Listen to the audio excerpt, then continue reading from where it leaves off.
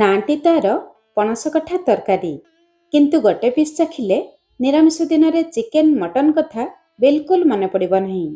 ଏଠି ତରକାରୀ ଦେଖି ଆପଣମାନେ ଅନ୍ଦାଜ ଲଗେଇ ସାରିବେଣି ତରକାରୀ କେତେ ଡେଲିସିୟସ୍ ହେଇଛି ବୋଲି। ଘରୁଆ ମସଲା ଦେଇ ବନେଇବା, କିନ୍ତୁ ନୂଆ ଉପାୟରେ ବନେଇବା, ଯାହା ପାଇଁ ଏଇ ତରକାରୀର ସ୍ୱାଦ ଆପଣମାନେ କେବେ ବି ଭୁଲି ପାରିବେ ନାହିଁ।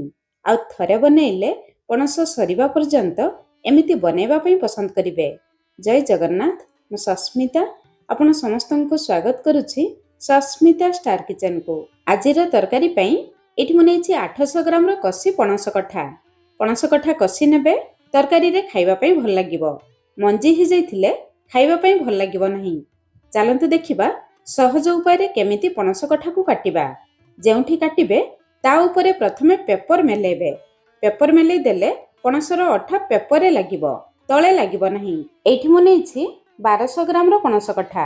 ପଣସ କାଟିବା ପୂର୍ବରୁ ଗୋଟେ ଜାଗାରେ ହଳଦୀ ପାଣି କରି ରଖିବା, ଆଉ ଗୋଟେ ଜାଗାରେ ଅଳ୍ପ ସୋରିଷ ତେଲ ନେବା। ସେ ହଳଦୀ ପାଣିରେ ଅଳ୍ପ ତେଲ ଦେବା। ପଣସ କାଟି ସାରି ରଖିଲେ ପଣସର ଅଠା ସେ ଜାଗାରେ ଆଉ ଲାଗିବ ନାହିଁ। ତାପରେ ଛୁରୀ କିମ୍ବା ପନିକିରେ ଭଲ ଭାବରେ ସୋରିଷ ତେଲ ଲଗେଇବା। ତାପରେ 2 ହାତରେ ଭଲ ଭାବରେ ତେଲ ଲଗେଇବା। ହାତ ଆଉ ପନିକିରେ ତେଲ ଲଗେଇ ଦେଲେ ପଣସର ଅଠା ଆଉ ଲାଗିନଥାଏ। ତାପରେ ଆମେ ପଣସକୁ କାଟିବା। ପ୍ରଥମେ ପଣସର ଡେମ୍ଫ ପଟରୁ ଅଳ୍ପ କାଟିବା। ପଣସ କାଟି ସାରିବା ପରେ ଦେଖିବେ ଡେମ୍ଫରୁ ବହୁତ ଅଠା ବାହାରିବ। ଏଇ ଅଠାକୁ ପ୍ରଥମେ ପାଣିରେ ଧୋଇ ଆଣିବା। ତାପରେ ପଣସକୁ ଏମିତି ଗୋଲ ଗୋଲ ପିସେସରେ କାଟି ନେବା। ବେଶୀ ମୋଟା କିମ୍ବା ବେଶୀ ପତଳା କରିବେ ନାହିଁ, ଏମିତି ମିଡିୟମ ପିସେସରେ କାଟି ନେବେ। ଏମିତି ଉପାୟରେ କାଟିଲେ ସହଜରେ କାଟିପାରିବେ। ତାପରେ ଗୋଟେ ପିସ୍ ଆଣି ମଝିରେ 2 ଫାଳ କରି କାଟିବା। ଚାରିପଟରେ ଥିବା ଚୋପାକୁ ଭଲ ଭାବରେ ବାହାର କରିବା। ତାପରେ ମଝିରେ ଥିବା ଏଇ ଧଳା ଟାଣ ଅଂଶକୁ କାଟି ବାଦ କରିବା।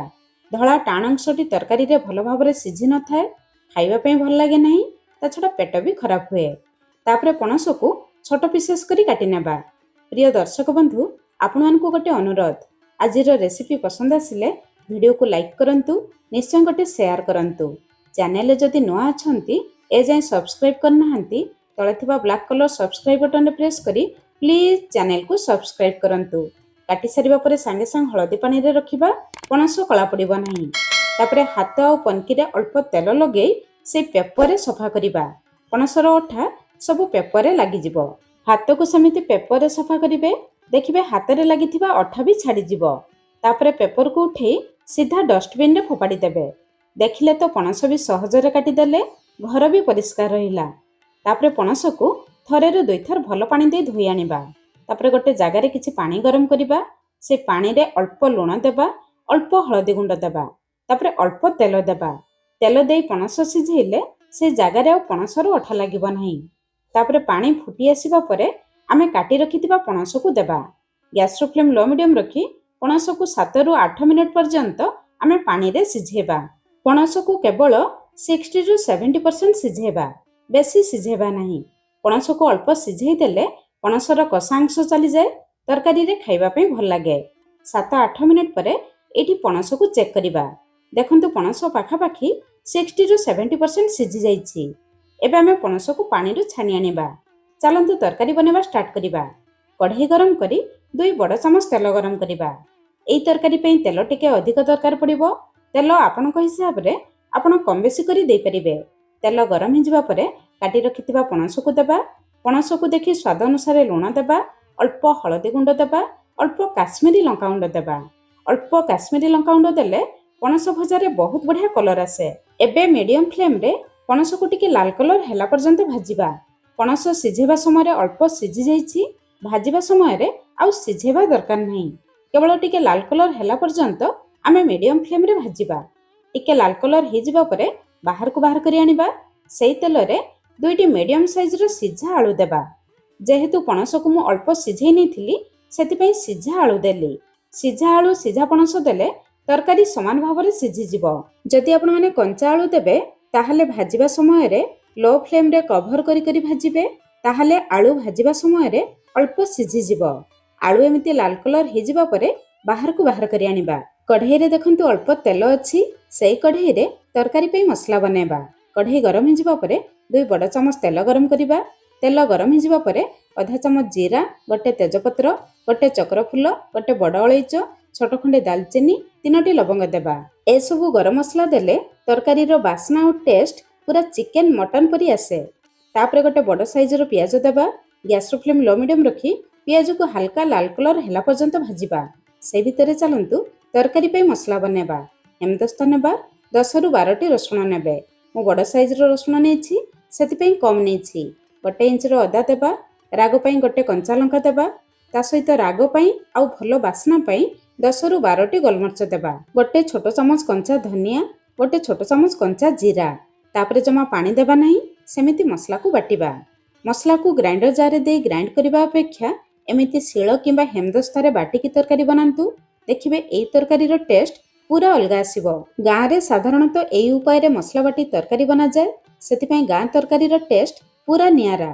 ଆପଣମାନେ ଥରେ ଏଇ ଉପାୟରେ ମସଲା ବାଟି ତରକାରୀ ବନାନ୍ତୁ, ତରକାରୀର ଟେଷ୍ଟର ଫରକ ଜାଣିପାରିବେ। ପାଖାପାଖି 2 ବଡ଼ ଚାମଚ ମସଲା ଆମ ରେଡି ହେଲା। ଆଉ ଗୋଟେ ମସଲା ବନେଇବା। ଗ୍ରାଇଣ୍ଡର ଜାର୍ ନେବା। 2ଟି ମିଡିୟମ୍ ସାଇଜର ଟମାଟୋ ଦେବା। ଟମାଟୋ ବେଶୀ ଖଟା ଦେବେ ନାହିଁ, ନହେଲେ ଏଇ ତରକାରୀ ଖାଇବା ପାଇଁ ଜମା ଭଲ ଲାଗିବ ନାହିଁ। ତା ସହିତ ବେଶ କିଛି ଧନିଆ ପତ୍ର ନାଡ଼ ସହିତ ଦେବା। ପ୍ରକୃତରେ ନାଡ଼ରେ ବେଶୀ ଫ୍ଲେଭର ଥାଏ। ତାପରେ ଜମା ପାଣି ଦେବା ନାହିଁ, ସେମିତି ଟମାଟୋକୁ ଗ୍ରାଇଣ୍ଡ କରି ଆଣିବା। ମସଲା ରେଡି ହେଇଗଲା। ସେପଟେ ଚାଲନ୍ତୁ ପିଆଜକୁ ଚେକ୍ କରିବା। ପିଆଜ ବି ଦେଖନ୍ତୁ ହାଲକା ଲାଲ କଲର ହେଇ ଆସିଲାଣି। ଏବେ ଆମେ ବାଟି ନେଇଥିବା ସ୍ପେଶାଲ ମସଲାକୁ ଦେବା। ତାପରେ ଗ୍ୟାସର ଫ୍ଲେମ୍ ପୁରା ଲୋ ରଖି ଏଇ ମସଲାକୁ ଭଲ ଭାବରେ କଷିବା। ମସଲାକୁ ଯେତେ ଭଲ ଭାବରେ କଷିବେ ଏଇ ତରକାରୀର ଟେଷ୍ଟ ଆଉ ବାସ୍ନା ସେତେ ବଢ଼ିବ। ଲୋ ଫ୍ଲେମ୍ରେ ଭଲ ଭାବରେ କଷି ନେବା। ମସଲା କଷିଯିବା ପରେ ଆମେ ଗ୍ୟାସର ଫ୍ଲେମ୍ ପୁରା ଲୋ ରଖିବା। ଅଧା ଛୋଟ ଚାମଚ ହଳଦୀ ଗୁଣ୍ଡ, ଅଧା ଛୋଟ ଚାମଚ ରାଗ ଲଙ୍କା ଗୁଣ୍ଡ, ଅଳ୍ପ ଗୋଲମରିଚ, ଗୋଟେ କଞ୍ଚା ଲଙ୍କା ବି ଆମେ ଦେଇଥିଲେ। ତରକାରୀରେ ଭଲ କଲର ପାଇଁ ଗୋଟେ ଛୋଟ ଚାମଚ କାଶ୍ମୀରୀ ଲଙ୍କା ଗୁଣ୍ଡ ଦେବା। ତେଲ ପିଆଜ କଷିବା ସମୟରେ ଲଙ୍କାଗୁଣ୍ଡ ହଳଦୀ ଗୁଣ୍ଡ ଦେଇ କଷିଲେ ତରକାରୀରେ ବହୁତ ବଢ଼ିଆ କଲର ଆସେ। କିନ୍ତୁ ଧ୍ୟାନ ରଖିବେ ଗୁଣ୍ଡ ମସଲାକୁ ଜମା ବି ପୋଡ଼ିବେ ନାହିଁ। ଲୋ ଫ୍ଲେମ୍ରେ ଗୁଣ୍ଡ ମସଲାକୁ କଷିବେ। ତାପରେ ବାଟି ନେଇଥିବା ଟମାଟୋ ମସଲାକୁ ଦେବା। ଗ୍ରାଇଣ୍ଡର ଜାର୍ ଧୋଇ 4-5 ଚାମଚ ପାଣି ଦେବା। ମସଲାକୁ ଟିକେ ଗୋଳେଇ ନେବା। ଏବେ ମସଲାରେ ତରକାରୀରେ ଝୋଳ ପାଇଁ ଲୁଣ ଦେବା। ପଣସ ଆଳୁ ଭାଜିବା ସମୟରେ ପଣସ ଆଳୁ ପାଇଁ ଲୁଣ ଦେଇଥିଲେ। ଲୁଣ ଆପଣମାନେ ଦେଖିକି ଦେବେ। ଏବେ ଗ୍ୟାସର ଫ୍ଲେମ୍ ଲୋ ମିଡ଼ିୟମ୍ ରଖି ମସଲାକୁ କଭର କରି ମସଲାରୁ ତେଲ ବାହାରିବା ପର୍ଯ୍ୟନ୍ତ କଷିବା। 5-6 ମିନିଟ୍ ପରେ ଏଠି ଦେଖନ୍ତୁ ମସଲା ଉପରକୁ ତେଲ ଆସିଯାଇଛି। ଏମିତି ତେଲ ଆସିଗଲେ ଜାଣିବେ ମସଲା ଭଲ ଭାବରେ କଷି ଯାଇଛି। ମସଲାକୁ ଯେତେ ଭଲ ଭାବରେ କଷିବେ ତରକାରୀର ଟେଷ୍ଟ ସେତେ ବଢ଼ିବ। ମସଲା କଷିଯିବା ପରେ ଭାଜି ରଖିଥିବା ପଣସ କଠା ଆଳୁକୁ ଦେବା। ତାପରେ ମସଲା ସହିତ ଭଲ ଭାବରେ କଷିବା। ଏଇ ଷ୍ଟେଜ୍ ହେଉଛି ସବୁଠୁ ଇମ୍ପୋର୍ଟାଣ୍ଟ, କାହିଁକି ନା ପଣସ ଆଳୁକୁ ମସଲା ସହିତ ଯେତେ ଭଲ ଭାବରେ କଷିବେ ମସଲାର ଫ୍ଲେଭର ପଣସ ଆଳୁ ଭିତରକୁ ଯାଇପାରିବ। ତରକାରୀରେ ଖାଇବା ପାଇଁ ଭଲ ଲାଗିବ। 3-4 ମିନିଟ୍ ପରେ ଏଠି ଦେଖନ୍ତୁ ପଣସ ଆଳୁ ମସଲା ସହିତ ଭଲ ଭାବରେ କଷି ଯାଇଛି। ମସଲା ପଣସ ଆଳୁରେ ପୁରା ଲଟପଟ ହେଇଯାଇଛି। ଯଦି ଆପଣମାନେ କଷା ତରକାରୀ ଖାଇବା ପାଇଁ ପସନ୍ଦ କରୁଥିବେ ତାହେଲେ ଏମିତି ଏହି ତରକାରୀକୁ ଖାଇପାରିବେ। ଆଜି କିନ୍ତୁ ଆମେ ଏହି ତରକାରୀକୁ ଅଳ୍ପ ଝୋଳ କରିବା, ସେଥିପାଇଁ ଅଳ୍ପ ଗରମ ପାଣି ଦେବା। ଜମା ଥଣ୍ଡା ପାଣି ଦେବେ ନାହିଁ। ପାଣି ଦେବା ପରେ ଗ୍ୟାସର ଫ୍ଲେମ୍ ହାଇ ରଖିବା। ପାଣି ବହୁତ ଜଲ୍ଦି ଫୁଟିଯିବ। ପାଣି ଥରେ ଫୁଟି ଆସିଲେ ଲୋ ମିଡ଼ିୟମ୍ ଫ୍ଲେମ୍ରେ କେବଳ 6-7 ମିନିଟ୍ କଭର କରିବା। 7 ମିନିଟ୍ ପରେ ଏଠି ଆମ ତରକାରୀର ଫାଇନାଲ ଲୁକ୍ ଦେଖନ୍ତୁ କେତେ ଡେଲିସିୟସ୍ ଦେଖାଯାଉଛି। ଶେଷରେ ଅଧା ଛୋଟ ଚାମଚ ଗରମ ମସଲା ଗୁଣ୍ଡ ଦେବା। ଆପଣ ଚାହିଁଲେ ଅଳ୍ପ ଧନିଆ ପତ୍ର ଦେଇପାରିବେ, ନଦେଲେ ବି ଚଳିବ। ଏବେ ଆମ ରେଡି ହେଇଗଲା ନୂଆ ପ୍ରକାରର ମସଲା ଦିଆ ସୁପର ଟେଷ୍ଟି ପଣସ କଠା ଆଳୁ ତରକାରୀ। ଝୋଳ ଦେଖନ୍ତୁ କେତେ ଡେଲିସିୟସ୍ ଦେଖାଯାଉଛି। ଶେଷରେ ପଣସକୁ ଚେକ୍ କରିବା। ପଣସ ଭଲ ଭାବରେ ସିଝି ଯାଇଛି, କିନ୍ତୁ ଘାଣ୍ଟି ନାହିଁ। ଏମିତି ରହିଲେ ତରକାରୀ ଦେଖିବା ପାଇଁ ଭଲ ଲାଗିବ, ଖାଇବା ପାଇଁ ମଧ୍ୟ ଭଲ ଲାଗିବ। ଆପଣମାନେ ନିହାତି ଥରେ ଏଇ ନୂଆ ମସଲା ଦେଇ ବନାନ୍ତୁ। ଆଉ କେମିତି ଲାଗିଲା ନିଶ୍ଚୟ ମୋତେ କମେଣ୍ଟସ୍ କରି ଜଣାଇବେ। ତାହେଲେ ଆପଣଙ୍କ କମେଣ୍ଟସ୍ ଅପେକ୍ଷାରେ ଆଜି ପାଇଁ ରହିଲି। ପୁଣି ଦେଖା ହେବା ନୂଆ ରେସିପିରେ। ଧନ୍ୟବାଦ।